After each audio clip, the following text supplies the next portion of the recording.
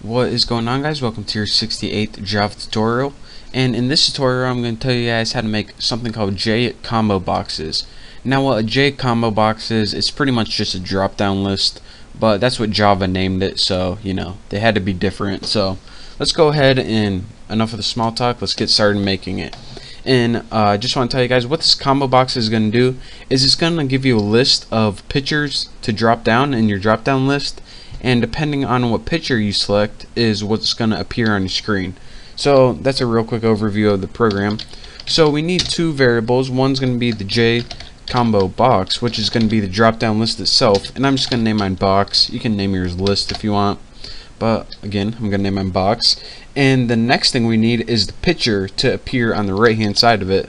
So I'm going to make it private J label, and the pictures are named J label in Java, and I'm going to name my variable picture. I mean, why not? It's nice and easy. Now the next thing we need to create is actually two arrays. Now you see here I already have two images, b.ping and x.ping, and these are pretty much just an image that says b and an image that says x with a little graphics on it. So we need to create two arrays. The first array is going to store the file name, and the second array is going to store the picture itself. So let's go ahead and put private static, we don't want it to change, string, and remember this is going to store the path, and the path is just a string, and I'm going to name it file name, and we'll set it equal to b.ping, and make sure you put it in quotes since it's a string. So that's the first element of the array, and the second one is x.ping. Make sure I got png. And so now we have an array called file name, and it has two elements in it, b.ping and x.ping. Simple enough. Now let's go ahead and create a new array that is an icon array, and we do it like that, and we'll name this one pics, and this is going to store the files themselves.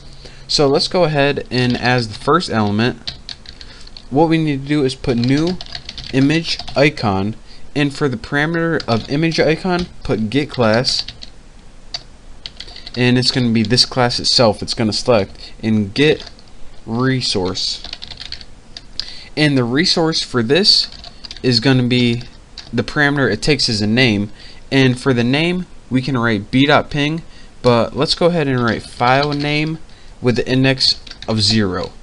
So our first element in this array is the file name index of 0.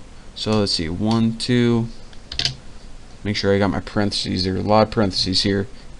Yep, that's right. So now let's go ahead and just copy this. So the first element in this pics array is pretty much this b picture itself. This is just the file name. This is the actual image. So let's go ahead and add the second array by pasting that. And the second element is file name 1. Remember, arrays start at 0 and then the next one is 1. So now we can go ahead and go to our next line. So now we got two arrays. One stores the file names and one stores the pictures. And we're actually going to be using the file names later, so that's why I just didn't put the file names right here. You'll see why in a little bit. So now that we got all our variables and arrays, we can go ahead and start building the constructor like we always do. So public, my class is named GUI, and let's go ahead and add a body to that constructor. And the first thing we're going to want to add, as always, is the title. And I'm just going to write the title, nothing fancy, and set layout to, there we go. And the layout for this, since we didn't learn layouts yet, is new flow layout, just like that. So now we have a title and a layout on our window. What else can we do? The first thing we're going to want to do is create that drop down box with the file names is the list options. So I'm gonna take that box variable that I created up here and set it equal to new JComboBox, if I can spell, and the parameter it takes here is an array of options. And since we want our options to be bping and xping so the user knows what's going on, go ahead and write file name in here. And what this will do is automatically put all of these options in a list for us. How cool is that? So now let's go ahead and get my cursor set up and go to the next line. And what can we do after this? Well, we have this box, this drop down box just chilling here right now. What we want to do is add some functionality to it, and we do this by adding an item listener. So actually I'm going to do this in the next tutorial, since it's going to take well, I know I'm going to run out of time in this tutorial. But an overview right now, we created a box. We created a variable for the picture that we want to appear on the right side of the drop down box. We created an array of file names, an array of images, of my 2 images. We added a title, set the layout for our window, and we added a box to the window. Then in the next tutorial, we're actually going to be adding some events to this box, so when you click one of the options, something actually happens. But for now, that's it for this tutorial. Thank you guys for watching. Don't forget to subscribe, and I will see you next tutorial.